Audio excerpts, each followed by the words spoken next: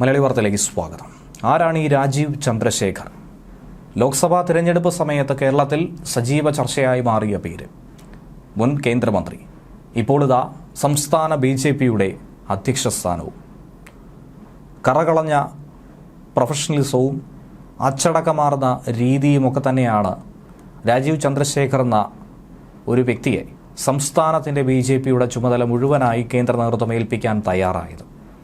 3 തവണയാണ് രാജ്യസഭയിൽ അംഗമായിട്ടുള്ളത്. ഒരു വട്ടം നരേന്ദ്രമോദിയുടെ മന്ത്രിസഭയിലെ അംഗമായതും രാജീവ് ചന്ദ്രശേഖറിൻ്റെ അനുഭവത്തിൽ വലിയൊരു പ്രതീകമായി മാറുന്നു. ഇന്ന് കേരളത്തിൽ പ്രവർത്തിക്കുന്ന ഏതൊരു നേതാക്കളെക്കാളും അനുഭവ സമ്പത്തും പരിചയവും ഒക്കെ തന്നെ മോദിയുമായി ചേർന്ന് നിന്ന് നേടിയെടുത്തിട്ടുള്ള ഒരു വ്യക്തിയാണ് രാജീവ് ചന്ദ്രശേഖർ എന്നാണ് ഇപ്പോൾ വിലയിരുത്തുന്നത്. മറ്റാരെക്കാളും ഇരട്ട എഞ്ചിൻ സർക്കാരിനെ മുന്നോട്ട് നയിക്കുന്ന മോദി ഗവൺമെൻറ് പ്രഭാവം കേരളത്തിൽ അലയടിപ്പിക്കാൻ രാജീവ് ചന്ദ്രശേഖറിലൂടെ സാധിക്കുമെന്നും കേരളത്തിലെ BJPയെ നയിക്കാൻ രാജീവ് ചന്ദ്രശേഖർ അല്ലാതെ മറ്റാരും തന്നെ ഇല്ല എന്നുള്ള സൂചനയും കേന്ദ്ര നേതാക്കൾ പങ്കുവയ്ക്കുകയാണ്. ഏത് മേഖലയിൽ കൈവച്ചാലും അതൊക്കെ തന്നെ 10 മടങ്ങ് വിജയിച്ച ചരിത്രം മാത്രമാണ് RCക്ക് പറയാനായിട്ടുള്ളത്. ഒരു ബിസിനസ്സുകാരൻ, ടെക്നോക്രാറ്റ്, IT വിദഗ്ധൻ, വാഗ്മി, അങ്ങനെ പല പേരുകളിൽ രാജീവ് ചന്ദ്രശേഖറിനെ എടുത്തു പറയാം. ഏറ്റവും ഒടുവിലായി രാഷ്ട്രീയക്കാരനായി.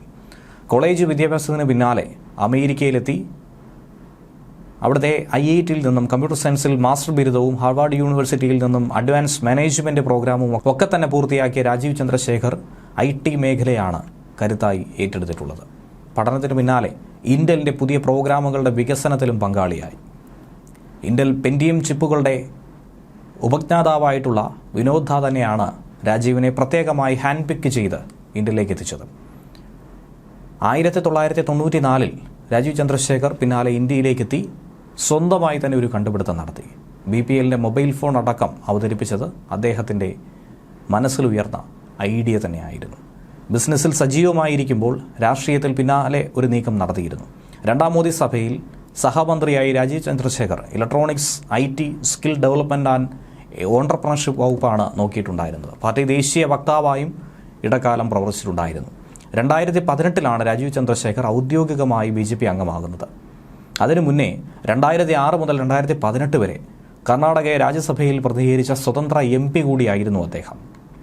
കോൺഗ്രസിൻ്റെ അടക്കം പിന്തുണയിലായിരുന്നു അന്ന് വിജയം കൈവരിച്ചിട്ടുണ്ടായിരുന്നത്. ഇരു പാർട്ടികൾക്കും ഒരുപോലെ തന്നെ സ്വീകാര്യനായ ഒരു വ്യക്തിയായിരുന്നു. പക്ഷേ BJPയോട് അനുഭാവം പുലർത്തുകയും ചെയ്തു. വ്യോമസേന ഉദ്യോഗസ്ഥനായ MK ചന്ദ്രശേഖറിൻ്റെയും വല്ലിയുടെയും മകനായി 1964 രാജീവ് ചന്ദ്രശേഖറിൻ്റെ ജനനം.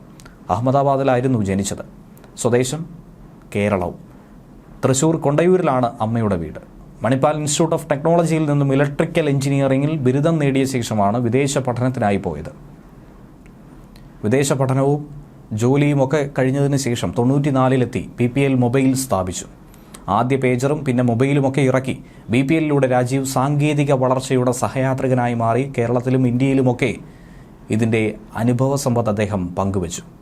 2005 ബിസിനസ് വെഞ്ചറായ ജൂപ്പിറ്റർ ക്യാപിറ്റൽ രൂപീകരിച്ച് വളരെ വിപുലമായ രീതിയിൽ ഈ മേഖലയിലേക്ക് കൈവച്ചത്. ഒപ്പം കേരളത്തിലെ തന്നെ അറിയപ്പെടുന്ന ന്യൂസ് ചാനലായ ഏഷ്യാനെറ്റ് ന്യൂസിൻ്റെ ഉടമ കൂടിയാണ് അദ്ദേഹം. ദേശീയ തലത്തിൽ തന്നെ ശ്രദ്ധിക്കപ്പെട്ട റിപ്പബ്ലിക് ചാനലിൻ്റെ പ്രൊമോട്ടർ കൂടിയായിരുന്നു അദ്ദേഹം. എന്നാൽ പിന്നീട് ചാനലുമായിട്ടുള്ള ഓഹരി ബന്ധം അദ്ദേഹം ഉപേക്ഷിച്ചു. 2016 കേരള നിയമസഭാ തിരഞ്ഞെടുപ്പ് സമയത്ത് സംസ്ഥാനത്തെ NDAയുടെ വൈസ് ചെയർമാനായിരുന്നു അദ്ദേഹം. അതുകൂടാതെ 2018 കർണാടക നിയമസഭാ തിരഞ്ഞെടുപ്പിൽ മീഡിയ ആൻഡ് കമ്മ്യൂണിക്കേഷൻ ഇൻചാർജുമായിരുന്നു. മുകുന്ദൻ യുഗത്തിന് ശേഷം 2 പക്ഷങ്ങളായി BJPയിലെ സംഘടനാ സംവിധാനം മാറിയത് PK കൃഷ്ണദാസ് സംസ്ഥാന അധ്യക്ഷനായതോടെയാണ്. 2 പതിറ്റാണ്ട് കാലം കേരള BJPയിലെ തീരുമാനങ്ങളെയൊക്കെ തന്നെ നല്ല രീതിയിൽ സ്വാധീനിച്ചിട്ടുണ്ടായിരുന്നു. ഇങ്ങനെ പല പ്രബല പക്ഷങ്ങളും ഉള്ളപ്പോൾ അതിനെയൊക്കെ തന്നെ തച്ചു തകർത്തുകൊണ്ടാണ് രാജീവ് ചന്ദ്രശേഖർ എന്ന ഒരു പുതുമുഖം, പ്രത്യേകിച്ചും കേരള BJPയെ സംബന്ധിച്ച് ഇങ്ങനെ ഒരു രംഗപ്രവേശം നടത്തിയിരിക്കുന്നത്. ഇതിനു മുൻപ് തന്നെ മലയാളികൾക്ക് സുപരിചിതമാണ്. കേവലം 30 ദിവസം കൊണ്ട് 3 ലക്ഷത്തിലധികം വോട്ട് സമാഹരിച്ചുകൊണ്ട് തലസ്ഥാനത്തെ പ്രതികരിച്ചിരുന്ന 3 ടേം എന്ന അവസരത്തെ കുറച്ചെങ്കിലും ഒന്ന് വിറപ്പിച്ചുകൊണ്ട് രാജീവ് ചന്ദ്രശേഖർ രംഗത്തെത്തിയത്. ഒരു 10 ദിവസം കൂടി സമയമുണ്ടായിരുന്നെങ്കിൽ ഉറപ്പായും താൻ തന്നെയായിരിക്കണം തിരുവനന്തപുരത്തിൻ്റെ നാഥനെന്ന് രാജീവ് ചന്ദ്രശേഖറിന് ഉറപ്പിച്ചു പറയാൻ സാധിക്കുമായിരുന്നു. അത്തരത്തിലുള്ള പ്രചരണ പരിപാടികളായിരുന്നു നടത്തിയത്. വലിയ ഗ്രൂപ്പ് വഴക്കുകൾക്കൊടുവിൽ ചെറു സമവാക്യങ്ങളും BJP-യിൽ രൂപം കൊണ്ടുവന്നിരുന്നു. ഏത് നേതാവിനും എങ്ങോട്ടും ചായാമെന്ന ഒരു രാഷ്ട്രീയ സാഹചര്യം. അത് BJP-യിൽ നിന്നും മറ്റു പാർട്ടികളിലേക്കും മറ്റു പാർട്ടികളിൽ നിന്നും BJP-യിലേക്കും. അതുകൊണ്ട് ആരെയും പിണക്കാതെ ആരെയും സ്വീകരിക്കാതെ രാജീവ് ചന്ദ്രശേഖർ എന്ന ഒരൊറ്റ പേരിലേക്ക് ഉറച്ചു നിന്നു കേന്ദ്ര നേതൃത്വം. തൃശ്ശൂരിലെ ലോക്സഭാ വിജയത്തോടെ സുരേഷ് ഗോപി കേന്ദ്രമന്ത്രിയായി മാറി. പാർട്ടിക്കുള്ളിൽ വലിയ പ്രാധാന്യം ലഭിക്കുന്നു. ശോഭാ സുരേന്ദ്രൻ വനിതാ നേതാവെന്ന നിലയിൽ വലിയ തോതിൽ വളർച്ച നേടിക്കൊണ്ടിരിക്കുന്നു. കേന്ദ്ര നേതൃത്വം ഇതൊക്കെ തന്നെ പരിഗണിക്കുന്നുണ്ട്. എന്നാൽ മുൻ സംസ്ഥാന അധ്യക്ഷനാകട്ടെ RSSന് ഒട്ടും തന്നെ സ്വീകാര്യനായിരുന്നില്ല എന്നുള്ളൊരു ആക്ഷേപം ഉയർന്നു കേൾക്കുന്നുണ്ട്. കെ സുരേന്ദ്രന് വിനയായി മാറിയതും അതാണ്. ഇനി പാർട്ടിയിൽ ഒരു ഗ്രൂപ്പിസം ഉണ്ടാകാനുള്ള സാധ്യതയായിരിക്കും MT രമേശ് എത്തിക്കഴിഞ്ഞാൽ ഉണ്ടാകുന്നത്. അങ്ങനെ വന്നപ്പോൾ ഈ സാഹചര്യത്തിൽ മറ്റ് നിവർത്തി ഒന്നും തന്നെ ഇല്ലാതെ കേന്ദ്ര നേതൃത്വത്തോട് മാത്രം ചേർന്ന് നിൽക്കുന്ന, മോദി സർക്കാരിൻ്റെ നീക്കുപോക്കുകൾ മാത്രം പ്രചരിപ്പിക്കുന്ന രാജീവ് ചന്ദ്രശേഖറിന് പ്രാധാന്യം വർദ്ധിച്ചു. സ്വാർത്ഥ താല്പര്യങ്ങൾ ഒന്നും തന്നെ പങ്കുവയ്ക്കാത്ത ഒരു അധ്യക്ഷൻ വേണം സംസ്ഥാനത്തിനെന്നാണ് തീരുമാനിച്ചത്. അതിലൂടെ 2026 2025 തദ്ദേശീയ തിരഞ്ഞെടുപ്പും ഒക്കെ തന്നെ നോട്ടമിടുന്നുണ്ട്.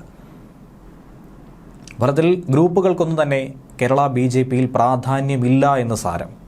ഭാരവാഹി നിർണയത്തിലടക്കം ഇത് പ്രതിഫലിക്കുമെന്ന് വേണം കരുതാൻ. RSSന്റെ താല്പര്യം മാത്രം മുൻനിർത്തി മുന്നോട്ട് പോകാനും സാധിക്കില്ല. മറിച്ച് കേരളത്തിലെ BJP-യുടെ ഈ ഗ്രൂപ്പിസവും മുന്നോട്ട് വെച്ചു പൊറിപ്പിക്കാൻ കഴിയില്ല. ഇതിനൊക്കെ തന്നെ ഒരു ഫുൾ സ്റ്റോപ്പ് എന്ന രീതിയിൽ തന്നെയാണ് രാജീവ് ചന്ദ്രശേഖറിനെ കേരളം BJP-ക്ക് ബാലികേറ മരയാണെന്ന ധാരണയും അങ്ങനെ മാറ്റി. അവസാനിപ്പിക്കാൻ പറ്റാത്ത ശക്തിയായി നമ്മൾ മാറുന്നു. BJP-യുടെ വളർച്ച CPM സംസ്ഥാന സമ്മേളനത്തിൽ പോലും ചർച്ച ചെയ്തുവെന്നാണ് സുരേന്ദ്രൻ പറയുന്നത്. രാജീവ് ചന്ദ്രശേഖർ പുതിയ അധ്യക്ഷനായി വരുമ്പോൾ അദ്ദേഹത്തിന് ദൈനംദിന പ്രവർത്തകനാണോ എന്ന് പലരും ചോദിച്ചിരുന്നു. അദ്ദേഹത്തിന് അത് സാധിക്കുമെന്ന് ഒരു വർഷം തിരുവനന്തപുരത്ത് പ്രവർത്തിച്ച് കാണിച്ചു. ലോക്സഭാ തെരഞ്ഞെടുപ്പിൽ അദ്ദേഹം ആളുകളെ കൊണ്ട് മാറ്റി പറയിപ്പിച്ചു. പുതിയ മാറ്റത്തിന്റെ കടിഞ്ഞാൺ അങ്ങനെ കൈമാറുന്നു. ഹിന്ദുക്കളുടെ പാർട്ടി എന്നാണ് BJP വിമർശിക്കുന്നത്. അല്ല, എല്ലാവരുടെയും പാർട്ടിയായി BJP മാറുന്നു. 3 മുന്നണികളുള്ള സംസ്ഥാനമാണ് കേരളം. ഇവിടെ മുന്നണി നയിക്കുന്നത് ശ്രമകരമായ ഒരു ജോലിയാണ്. കൈനനയാതെ മീൻ പിടിക്കണമെന്ന ചിന്തയുള്ള പ്രതിപക്ഷമാണ്. തദ്ദേശ സ്ഥാപനങ്ങളിൽ BJP-യെ സ്വാധീനിക്കാനുള്ള ശ്രമം UDF നടത്തി. പക്ഷേ UDF LDF സഹകരണം വേണ്ടെന്ന് വെച്ച് മുന്നോട്ട് പോവുകയാണ് BJP ചെയ്തതെന്നാണ് കെ സുരേന്ദ്രൻ പറയുന്നത്. അദ്ദേഹത്തിൻ്റെ കഴിവുകളെ ഒന്നും തന്നെ വില കുറച്ച് കാണേണ്ടതില്ല. പുതിയ അധ്യക്ഷൻ എന്നത് നൂലിൽ കെട്ടിയിറക്കിയ ആളല്ലെന്നും സുരേന്ദ്രൻ പറഞ്ഞു. രാജീവ് ചന്ദ്രശേഖർ മെയ്വഴക്കമുള്ള രാഷ്ട്രീയ പ്രവർത്തനമാണെന്നും പാർട്ടിയെ നയിക്കാൻ എന്തുകൊണ്ടും യോഗ്യനാണെന്നും ഓരോ വ്യക്തിയുടെയും അനിവാര്യത കേന്ദ്ര നേതൃത്വത്തിന് ബോധ്യമുണ്ടെന്നുമാണ് സുരേന്ദ്രൻ പറയുന്നത്. CPM BJP ഒത്തുതീർപ്പെന്നത് രാഷ്ട്രീയ ആരോപണം മാത്രമാണ്. UDF പടച്ചുവിടുന്ന ഒരു പ്രചാരണം. 2ാം സ്ഥാനക്കാരായവരെ 3ാം സ്ഥാനക്കാർ മറികടക്കുമോ എന്ന വേവലാതിയാണ് അവർക്കുള്ളതെന്നും സുരേന്ദ്രൻ പറഞ്ഞു. അധ്യക്ഷനായി താൻ ചുമതലയേറ്റ ശേഷം 1.5 വർഷത്തോളം കോവിഡ് ലോക്ക്ഡൌണും നിയന്ത്രണവുമായിരുന്നു. പിന്നീട് തദ്ദേശ തിരഞ്ഞെടുപ്പ് നടന്നു. ശരിക്കും 2.5 വർഷമാണ് സംഘടനയെ ഒന്ന് സജീവമാക്കാൻ ലഭിച്ചത്. 5 വർഷം അധ്യക്ഷൻ സ്ഥാനം പൂർത്തിയാക്കി എല്ലാവരും മാറി. പിന്നെ താൻ മാത്രം അവിടെ തുടരുന്നതിൽ ഒരു തരത്തിലുമുള്ള അർത്ഥമില്ല എന്നാണ് സുരേന്ദ്രൻ പറയുന്നത്. BJP-ക്കുള്ളിൽ നേതൃപദവി ഏറ്റെടുക്കാൻ കഴിയുന്ന ആളുകളുടെ എണ്ണം വർദ്ധിച്ചതുകൊണ്ട് തന്നെയാണ് അധ്യക്ഷൻ ആരാകുമെന്നുള്ള ചർച്ച ഉയർന്നത്. പാർട്ടിക്കുള്ളിൽ കാര്യമായ പ്രശ്നങ്ങളൊന്നും തന്നെ ഉണ്ടായിട്ടില്ല. എല്ലാ സംഘടനകളിലും ഉണ്ടാകുന്നത് പോലുള്ള അഭിപ്രായ വ്യത്യാസങ്ങൾ ഈ പാർട്ടിയിലും ഉണ്ടായിട്ടുണ്ട്. അതൊക്കെ തന്നെ പരിഹരിച്ചുകൊണ്ടാണ് ഓരോ ദിവസവും മുന്നോട്ട് പോകുന്നത്. തൻ്റെ കാലയളവിൽ എല്ലാ നേതാക്കളും ഒറ്റ ലക്ഷ്യത്തിലേക്കാണ് പ്രവർത്തിക്കുന്നത്. MT രമേശ്, ശോഭാ സുരേന്ദ്രൻ, AN രാധാകൃഷ്ണൻ തുടങ്ങിയവരെല്ലാം തന്നെ അധ്യക്ഷ പദവിക്ക് യോഗ്യരായിട്ടുള്ളവരാണ്. അത്തരത്തിൽ നേതൃസ്ഥാനത്തേക്ക് 5 or 6 നേതാക്കളുടെ പേര് പരിഗണിച്ചു.